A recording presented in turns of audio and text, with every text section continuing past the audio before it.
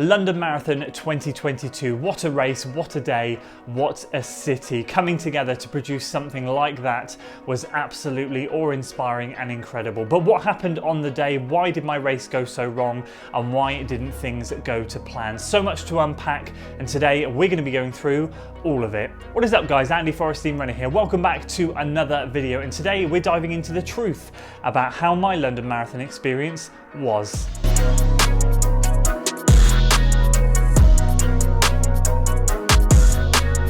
So words cannot express the gratitude and elation I have from starting and finishing what was one of the most incredible events of my life. There were so many incredible moments throughout London Marathon, but as I said in the intro there, things didn't go to plan. If you've been seeing my training, you'll know I was way off my target, and I want to unpack everything. It was way too much to put into the end of the London Marathon training vlog. So we're going to break this video down into 3 sections. It's going to be a long one, so sit back, buckle up, and enjoy the video. If you're excited for today, guys, make sure you give it a like, share it with your friends, subscribe to the channel for weekly running content, and let's kickstart with the first section.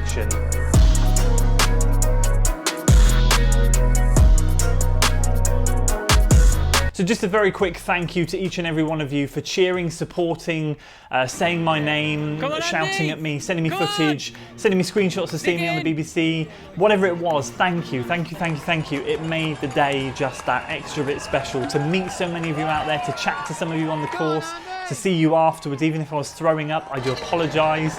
We'll go through all that shortly. You're all amazing, and I cannot thank you enough. To London Marathon for putting on an event that will last with me for a lifetime. My first ever London Marathon. I'm hungry to go back for more, but trust me when I say, just put your name in the ballot. It is one of the most incredible experiences. Even if you have to walk it, it just does not matter. Just experiencing Cutty Sark, Tower Bridge, coming into the mall at the finish, it's something like you've never done before. And finally, a massive thank you to Saw Running, who've sponsored the last few videos of this training series, including the race video and this one today. You guys know the drill. Their apparel has been on my channel for so long now. It's been a staple throughout my training series now, previously in spring, and obviously I used their winter kit last year. They were very kind enough to give out a discount code. You've probably all seen it, but just in case you haven't, FOD15 gets you a 15% discount off their kit. It is well worth trying. I'll go through the kit with you very shortly at the end and give you kind of how I felt with it. But I've got to say, although it's a premium price, the quality is through the roof, and it made for a really comfortable, in that aspect, London Marathon. So I can't recommend their stuff highly enough. It is incredible. And actually, to be fair, the amount of Saw kit I saw out on the course was insane, which shows to me that a lot of you guys believe in it as well. So that was great to see. So now that I've thanked everyone, and just say a massive thank you to Saw, you guys, London Marathon, let's dive in to the mile by mile breakdown. Here we go then, let's dive in. So let me just give you a quick injury update as to where it was before the race, and then we'll go blow by blow into it. So obviously you saw last week I did my back in, the whole lower back seized up. Thursday morning, I thought I wasn't even going to be running. Physio happened Thursday lunchtime, was able to run 30 minutes Thursday, 30 minutes Friday. Optimistic that I could run a marathon? Yes, but I was going to line up because there was a bigger cause here, and I was going to give it my best shot. The back had started to ease, and what it was above my left hip, lower back area. That's where the epicenter was, and it really had there was a lot of muscles basically that had locked up and were really, really tight, and just stopping me from opening up my gait cycle. So I couldn't get full extension on the leg. I was running a little bit awkwardly, and naturally, when you have lower back issues, I'm sure a lot of you will pay testament to it, because I know a lot of you have commented saying you also suffer lower back issues. You just lose power in the glutes. You don't have any power whatsoever. You're doing 2 times the work to try and get your legs to move forward because your glutes aren't helping you. They're not activated, basically. They're doing their best, but they can't do enough when you've got that sort of pinch point, seized muscles just up and above and around it. So I knew it was going to be hard to achieve a sub 240, but I felt like it was worth going out there and seeing how I felt, because I felt good in myself. Fitness-wise, I felt really good. It just depended on what happened. So I rolled the dice and I went out there with a group of people, one of them being Tom from Pro Direct Running. He laid out the fact he was going for a 2:38, but he was starting at 6:15, working down, and I thought that's a great pace to start at. That'd actually probably be slower than what I would have tried to start at. So why don't I sit with Tom and this group of runners, which was a great group, by the way. We had, we were really good for the first few miles, and see how we go. Now the traffic in London Marathon is intense. Until around mile 8 it really opens up. So those first few miles you do a lot of dodging, a lot of weaving, a lot of speeding up, a lot of slowing down. And it really does throw your rhythm. You don't get into a rhythm until you are way down the course. Past Cutty Sark for me, it was probably mile 8, 9 where it really started to open up and you could get some space to move around. But those first few miles went by and I noticed straight away with lower back issues, as I said, I just couldn't get the power. The pace felt okay, but I felt I was working harder for it. So I was ticking off those early few miles with the group, feeling okay, but I was dropping off and then catching back up to them, sort of going into my home world, daydreaming a bit, just trying to take it all in and realising the group had gone up there. So I was then kind of just kind of weaving in and out of people just to stay in touch. But I felt good and I felt controlled at that point. Miles 6 to 7, just past Cutty Sarks comes. Those boys start to cut the pace down even more into the low 6s. I can't go with them. I made that decision at that moment in time. I've got to run my own race. I can't go with them. This feels way too hard work. Just sit in the nice 6-teens, 6-20s and just sit there and just have that hard, moderate effort all the way round. Finish the race. That will be great. If your back doesn't go, it'll be a miracle and all will be well. So I ticked off the next few miles, saw my cousin at mile 11, which was amazing. Rotherhide, I think it was. And that was fantastic. Loads of support there. And then obviously the magic happens around Tower Bridge. So obviously you come out of Rotherhide, you run another mile or so, and around 12.5 miles, you kind of round a corner and you look up at Tower Bridge and the noise is like deafening.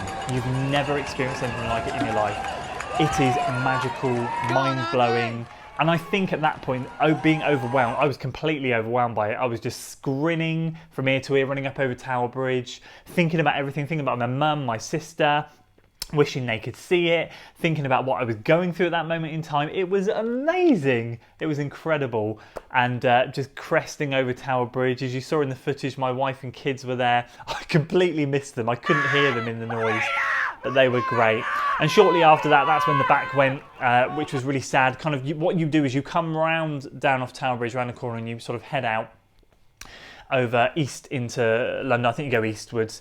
And then I basically went over a speed bump and I misjudged the drop off the speed bump. And as my foot landed, it jarred that side, it was my left side, it jarred my back and it locked. And it was all going like I was running in pain, but I was running in what I would class as comfortable pain at that point. When that happened, game changer. My whole back just locked and I had to go from a run where I was driving my knees to dragging my legs, shuffling.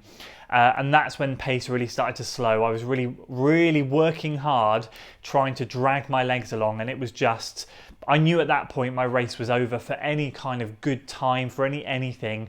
And at this point I just had to switch my mindset and go, right, you've lasted till just over halfway. You've got another half marathon to go. Soak up London, ignore the pain, enjoy it. So the next few miles ticked off, and that's a good, I actually like that section of the course, a little bit quieter, you could compose yourself, you kind of go around and out into some areas just before you hit Canary Wharf, which I have to say, Canary Wharf is incredible. Incredible support in Canary Wharf. So obviously I approached Canary Wharf, that's when the wheels really started to fall off. I noticed at that point, I hadn't looked at my heart rate at all race. At that point, my heart rate was very high. I knew I was in trouble in terms of I tipped my threshold. And I felt like I tipped my threshold a while ago. Looking at the stats I had, it was around mile 7 or 8, I think it was. So I was obviously working that much harder back then. So I knew that I was in trouble and it was going to be a shuffle home. But Canary Wharf, it hurt, it was painful, but it was great. It was such a magical experience. And then we came out of Canary Wharf, clicked over mile 2021. That's when all the people dreaming of a sub 3 started to flood past me. I was working out that I might just get sub 3. I should get sub 3 if I can maintain a 7:45 to 8 minute per mile pace. I should get in at 2:56, 2:57. And it was great. Like I clocked at mile 23. I had 3 and a bit miles to go. And I think it was like 2 hours, 35 minutes. And I knew I had 3 miles to go. So I was like 8, 16, 24. Right, if you can hold 8 minute miles, you'll get under that sub 3. You'll get your good for age and you can enter again next year. It's all good. Sadly, at that point, things...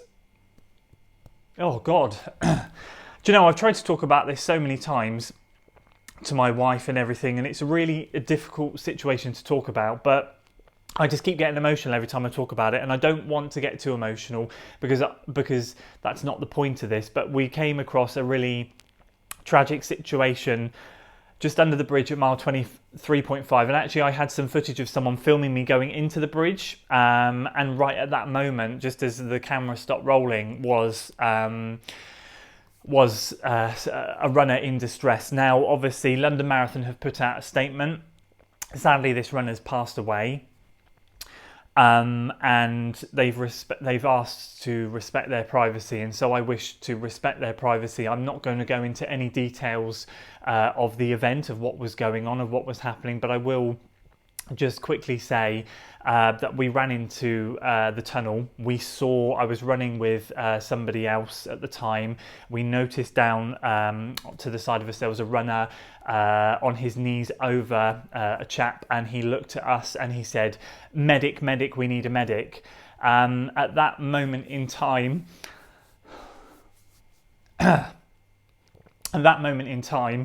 we turned around and started shouting at anyone that was running past if they were a medic to come and do CPR, because it was required. And an incredible chap just put his hand up and ran over, and I would love to know what your name is. If you're watching this, whoever you are, your calmness, your demeanour, the way you took control of the situation was just... You deserve a medal. You deserve a medal. So you came in, you started performing CPR, and you just looked up at me and this other chap and someone else and said, "Has anyone gone to get a defib?" And I just looked at these other two chaps and I said, I don't know if anyone's gone. So I just turned back the other way. I ran back down the course, shouting for a medic, shouting for a defib, and luckily, as you probably saw in the footage, just outside of that bridge there was a fire station and someone was running out with a defib at that time. So someone obviously had gone to get the defib, but I didn't see them go, so I ran as well, shouted for a defib. This person came out with it. I ran back with this person up to the scene where the runner was, and by that point there was another sort of runner there, I think, that was a medic and sort of helping. They were doing everything they could. The defib came, and me and a couple of other runners just stood back, and we let the trained people do their job. And I have to say, they were inspiring. At that point, I just thought what they were doing was incredible, just giving up everything to save a runner's life. I felt helpless. I'm sure everybody else at the time did as well. We just did what we could. So at that point there was 2 or 3 medics around doing what they could, and I decided to step back and just walk away and leave it. There was nothing I could do now. He was in safe hands with the medics, and I started to jog out of the tunnel, and my mind just went, you need to get home, you need to get safe, you need to finish this and give your family a big hug. I run out of the tunnel, I see the ambulance whizzing. I'm running this way, the ambulance comes down the road this way, and it swerves in here. We need to move the gates and the barriers to let the ambulance through. The problem was there was 3 deep people here cheering, and the ambulance parked up behind the supporters. And I'm not blaming the supporters, but they were just completely oblivious to the fact this ambulance had its sirens screaming behind them. So I just looked at the crowd, I ran over to that side, and I just said, "Move, move, ambulance, move." And the ambulance drivers came out and they started to unhook the gates to get through. And I was pointing to the ambulance where they need to go. Down here, he's down in the tunnel.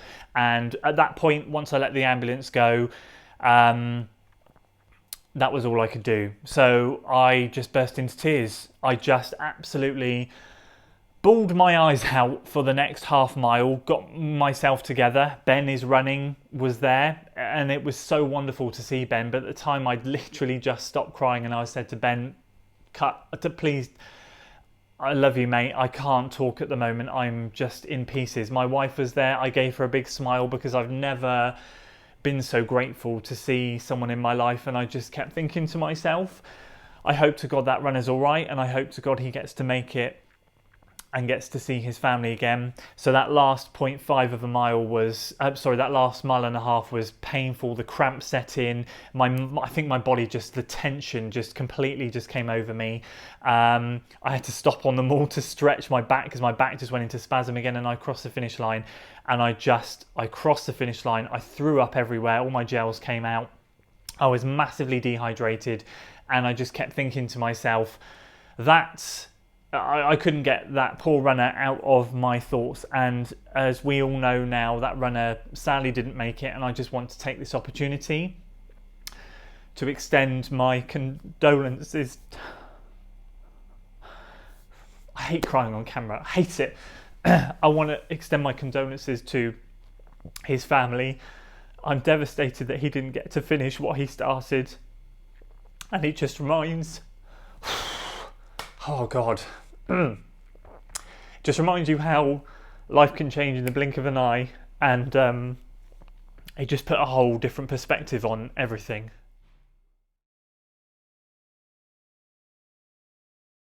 So it does feel very wrong now talking about myself and what I would do differently in goals and training and what happened at the end, because I was extremely ill when I crossed that finish line, considering what we just talked about. But I feel like I needed to get that out there. I don't like to cry on camera, but this situation was just it was something that made me believe in the human race again. All these runners coming together for something far bigger than what was going on was just a wonderful sight. And although the ending was tragic, and my condolences go out to the family, and I just can't begin to imagine what they're going through, I have to say the running community is a wonderful community, and it was lovely that people just dropped goals, PBs, race times, whatever, for the greater good. I've messaged a couple of people that I've seen were there, that I recognised, just to say well done, thank you for being amazing. And if there's any more people, I'd love to find out who the curly haired chap was that did the CPR, because he was just phenomenal. But in terms of my race, as I crossed the line, I threw up everywhere. I was extremely dehydrated. I didn't drink at all, which was a fatal mistake for me. And I'll talk about that very, very shortly. Let's talk about the training and what I would do differently. I said in the beginning, I laid it out there, this race is for my mum and sister. I don't want to be marathon sharp. I want to be aerobically fit. And I was. I also said that I don't want to do any long run workouts. I don't want that sort of pressure. Long run workouts get me into the best shape, but they're also quite challenging and taxing, and I didn't want that pressure throughout this block. I wanted to go and enjoy London. That was my goal, and that was all that was going around my head in London. When something happened to stop me from achieving a certain time or a pace or whatever, I was just like, enjoy it. Just keep reaffirming it to yourself, that just enjoy it. That's why I feel proud of myself for completing it despite not getting the time. So for me, long run workouts would come back in terms of a change in training, but everything else I was relatively happy with. The midweek marathon pace workout would probably change to something else based on the fact that I'm throwing in some marathon pace in my long run. So I would do more quality probably on the Thursday instead of, or the Monday, whatever it was. And I would keep my double threshold days. I love them, they're great. I felt massive improvements, and I really did feel aerobically fit that day. And I feel like this block is going to set me up incredibly for autumn and winter. I'm really excited. I've got some races lined up, some plans, so we'll talk about that in a future video. But the one thing that I have to say, and my wife said it to me, and she is so right, she was petrified. When I came over the line, I was in a state. I was sick when I crossed the line.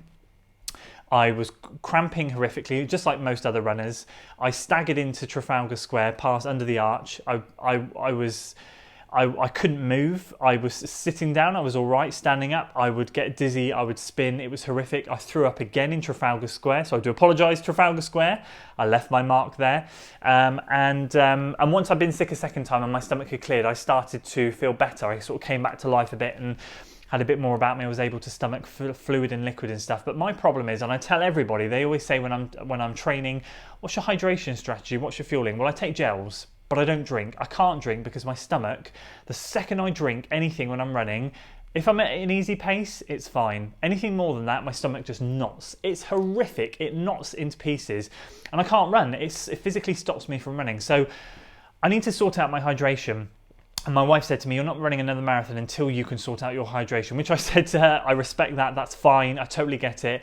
That's what this winter needs to be about. I need to practice drinking on a long run. I've got to get used to drinking. I've got to sort this stomach out. So that's something I'm going to be doing a lot of research on over the coming months, because naturally we do marathons in spring and autumn. Naturally, it can be warm. I've got to learn to drink. My marathon PBs have come when it's cold weather, when I don't have to drink and I can get away with not drinking. There was no way in London I could get away with not drinking because it ended up being rather hot. So in terms of training, It's more a case of shifting it to more what I'm used to doing, committing to a proper marathon training block, rather than just getting aerobically fit, getting marathon sharp as well, putting those long run workouts in. And in terms of what I would do differently next time, obviously not have a back issue, but also at the same time, get my hydration sorted. So there we go, that's my London Marathon Race 2022, something I'm extremely proud of, an emotional roller coaster, and something I can't thank you guys enough for coming along with the journey with me. Once again, I just want to send out my heartfelt condolences to the family of the runner that tragically lost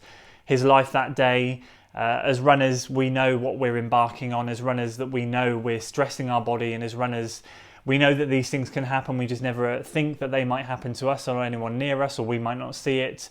But when it happens or affects you in any way, shape or form, please don't be afraid to not talk. I've been talking about it to everyone and anyone that I can. I've been very emotional about it. I'm letting myself process it. And I encourage everybody else to do the same. But as for me, back to the marathon drawing board. We'll go again. 8 marathons down now. 2 have been a success, 6 not so much. We now have to work on getting that good for age time again, because I no longer have a good for age time. So some serious planning is going to go into this next stage. Hydration sorted first, get the back sorted, and we'll be back out there training next week. Anyway, that's it from me today, guys. Thank you so much for sticking around to the end of the video. If you did, please give the video a like, share it with your friends, subscribe to the channel for weekly running content, and as always, I'll see you on the next one. Until then.